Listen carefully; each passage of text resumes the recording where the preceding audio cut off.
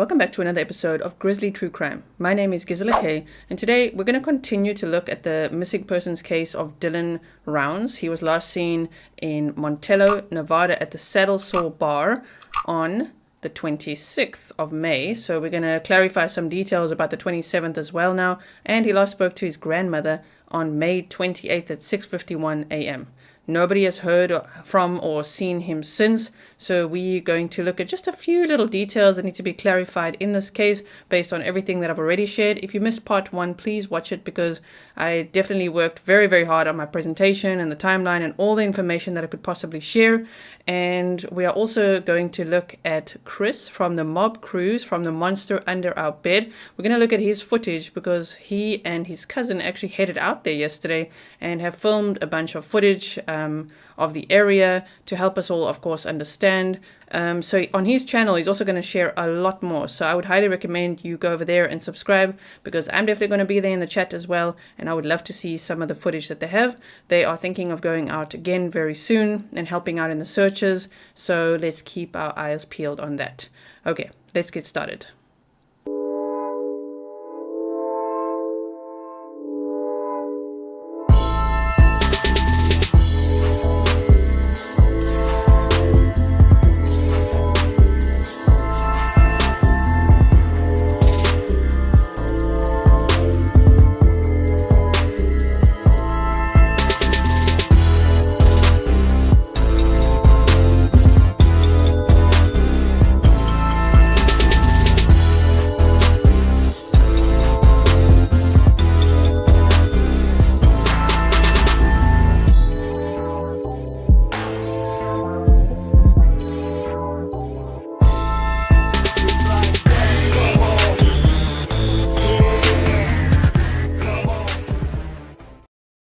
Thank you so much for being here. If you are brand new here, then welcome to the Grizzly community. I hope that you'll consider staying, and that means hitting the subscribe button. Make sure the bell is also turned on to all notifications so that you don't miss out on my next video or when I go live.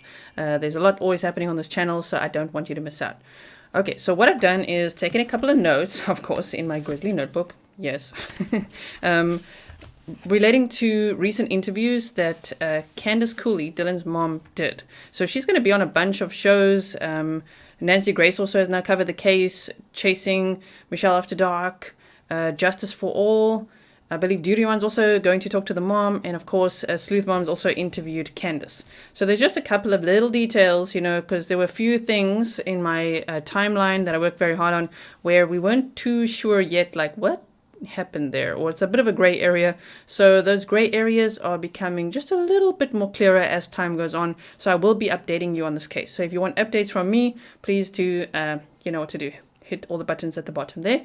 And while you're at it, why not just leave your DNA on the thumbs up? Okay, so remember when we talked about he last used Dylan Rounds, last used his a debit card at the Saddle Saw Bar on, and I've got my little calendar drawn out here, literally like this. Okay.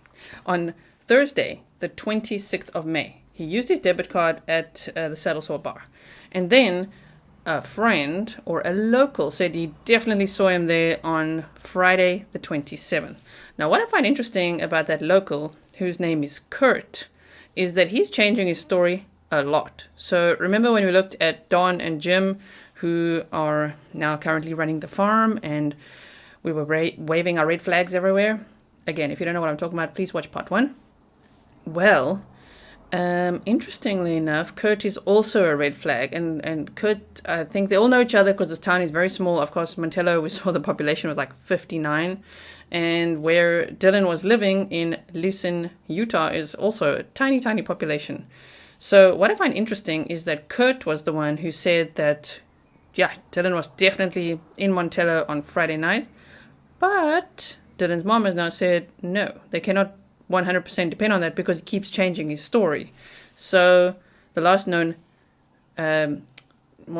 physical sighting and where Dylan used his debit card was actually on Thursday, the 26th of May. Friday, we're not sure of. And Saturday, he called, or his grandmother called him, and he said he can't talk right now. That was at 6:51 a.m. That was on the 28th. can't talk right now because you've got to put his grain truck in the shed so that the seas don't get super wet because lots of rain was forecast. And then no one has heard from him since. So then yesterday we also looked at Chase. Chase Venstre has quite an extensive criminal history from what I can see. If you guys are in the USA and you can do a deep dive on his background checks, please do that and send it to me. I would love it. He's currently in custody on unrelated charges. So Candace, who's Dylan's mom, who I have contacted.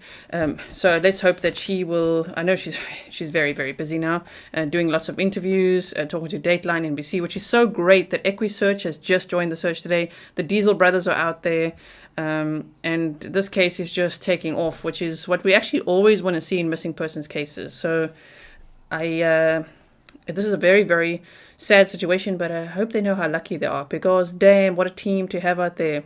Equusearch, the Diesel brothers, whoa.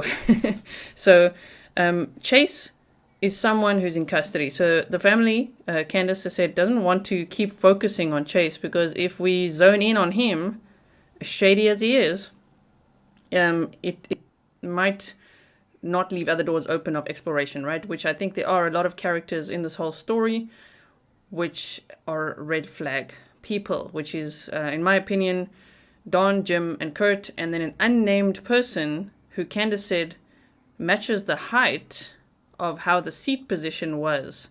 But they're not saying who that is. So, someone who gave Chase a ride is in contact with Candace, but this person is calling her a lot and constantly changes their story. So now she's not too sure about who gave Chase a ride. Remember, there was the barefoot man in the desert, and then we were speculating, could that be Chase or not? But that was probably not Chase. So I still want to know, who was the barefoot man in the desert? So there's barefoot man in the desert, Chase, Kurt, Don, and Jim, or some other random weirdo. Those are all red flags, right? Now, Chase was initially speculatively ruled out as a person of interest, not by the police, just by, us on social media and by the family. However, Candace has said that, yes, Chase was seen on camera footage, so on camera surveillance, on Saturday, May 28th. And he was more than 2.5 hours away. However, 2.5 hours away. However, she was saying, that's not that far, 2.5 hours away. And it was on Saturday the 28th at 10 p.m. Dylan last spoke to his grandmother at 6:51 a.m. that day, said he'll call her right back and never called again. So to me, this Chase person is still a red flag. He is in custody, so hopefully the police are questioning him.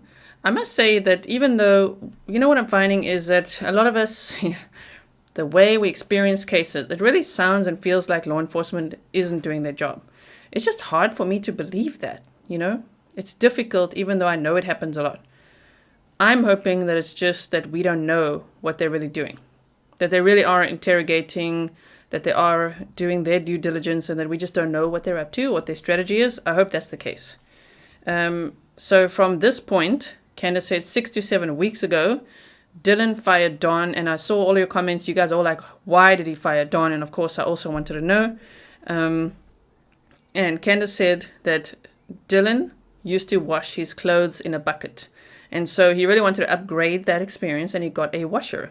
So he was busy working on the washer, and Don had a problem with that because he wanted Dylan to be working on the pump. He's like, why are you working on the freaking washer for yourself here? We need to work on this irrigation pump. So they had some words, and that's when Dylan fired him. Okay? So Don was mad at him, and that's all that Candace knows at that point.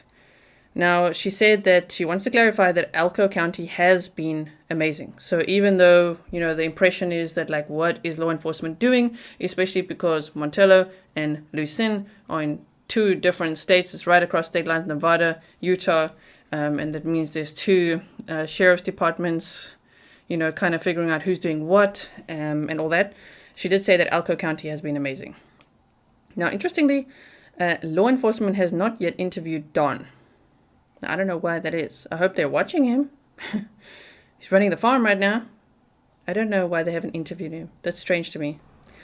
On June 1st, day 3 of the search, Box Elder County told Candace that they were treating the case as a homicide investigation. That's a big statement to make. That is a scary statement as well. Day 3 of the search, June 1st.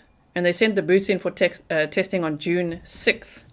But already on June 1st, they're saying, yep, they're treating this as a homicide investigation. But Candace has said, but then why aren't they taking evidence? And of course, the truck was very important evidence as well. And they just gave it back to the family. The window was repaired and a whole bunch of people went in and out of the truck. So essentially all DNA evidence has now been tampered with in the truck. Okay. They have, remember Don and Jim, so they have actually taken Jim in for questioning. Candace said he was gone for about 14 hours, and that was based on an old warrant. So she doesn't know if they even asked him about Dylan or not. See, those details we don't know. But it seems like it. It seems like they are doing the questioning thing, or at least starting to. Candace also confirmed, because I know we're all very curious, how tall is Don? She said he's not very tall, but he's like 5'8". That's what she said, around 5'8". There is a person that they've held back that would be the right height for where the seat was positioned. And now this person also knows Don and Jim. So there's Don, Jim, the shorter person, which we don't know if that's male or female. Then there's Kurt, Chase, the barefoot man. And it's such a small community as well. Like, whoa. You know, at least they don't have to search hundreds of thousands of people. There's only a few. And right now, they're all looking kind of sketchy, right? So Kurt said, remember Kurt? Kurt's the one that said that he definitely saw Dylan in town in Montello on the Friday. But now that's not unclear. But he said that this unnamed shorter person called him and said that he gave Chase a ride out there and Dylan is being held by them in Montello. Okay, so I find that very interesting. Now, while we're sitting here and I'm just talking through these bullet points, I'm going to be putting on Chris from the Mob Crew's footage over here. So let's play that so that you guys can see it. We're going on a crazy drive together while I talk through the rest of these bullet points, okay? I hope you can stay focused. So for Kurt to say that this unnamed shorter person called him and said that he, the unnamed shorter person who would fit the truck passenger or the truck driving seat position, he gave Chase a ride out there, and then Dylan's being held by them in Montello. This is what caused that little snippet that I showed in part 1 of this hostage situation. That is what caused the police to investigate this person's house as a potential hostage situation. Okay, so you see, Kurt is becoming more and more sketchy to me because he's making up stories and sending people on a wild goose chase. 6 deputies were sent out from Elko County and they went to this person's house, this shorter person, and this person changes their story about giving Chase a ride. Then he says he did, he or she. I think it's a he though. I think they said he. But this person said, yes, they did, no, they didn't, and all that. Now, was there a pressure washer on the farm? Because remember, the truck had been pressure washed. And Candace said, yes, there was, by the irrigation pump, which was by his camper.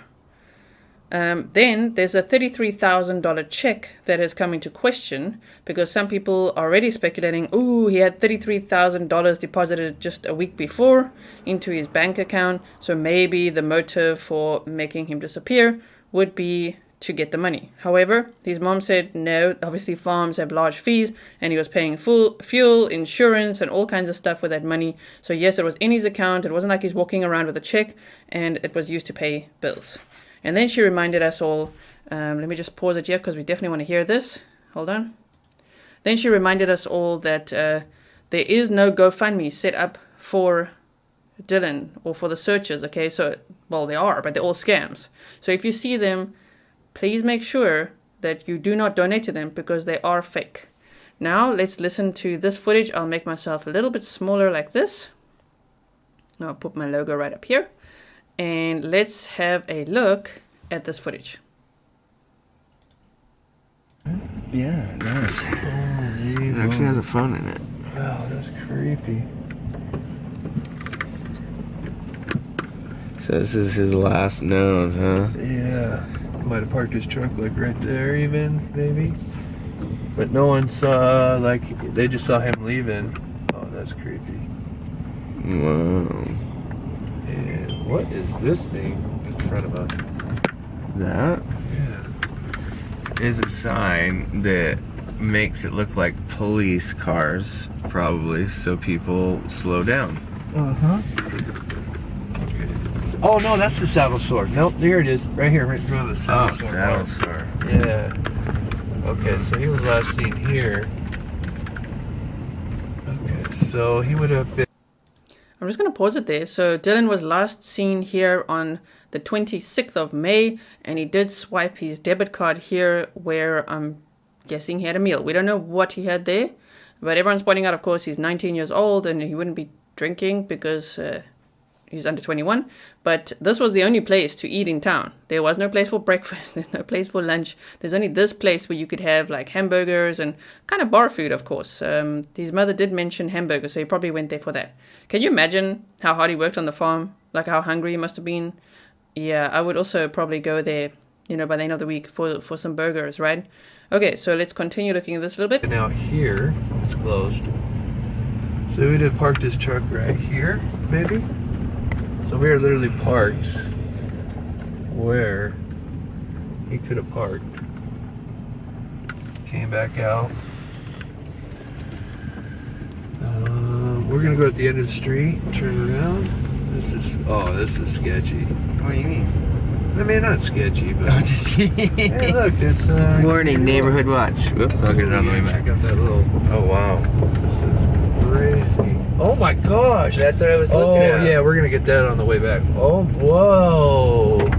Okay, so if you want to see more of the mob crew's footage, the mob crew is the monsters under our bed. That is a channel, okay? So I'm going to link that channel in the description box so that you can go check that out as well, because Chris is going to be sharing a lot more footage with us. They took aerial footage as well with a Phantom 4 drone, which is going to be amazing to see. They went all around this area, even got a flat tire, spent a lot of money on fuel and everything, headed out there in their own time to help out, to gather information and to search for Dylan. Well, that's all I have for you for now. As we know today, Equusearch is going to help out in the searches out there, so that's going to be amazing. I really hope that they find Dylan. I also hope that law enforcement goes out there to test those tracks in the wash before big rains come again or something like that. That would be really, really helpful, just to, you know, confirm or deny. Are those tracks, do they belong to Dylan's pickup truck or not? So that should be interesting. Let me know if you have any questions below as well. I can't promise that I can answer them, but I am definitely following this case and will be covering it. So if you want to see more coverage from me about this case, you know what to do. And I will see you in the next one. Thank you so much for watching.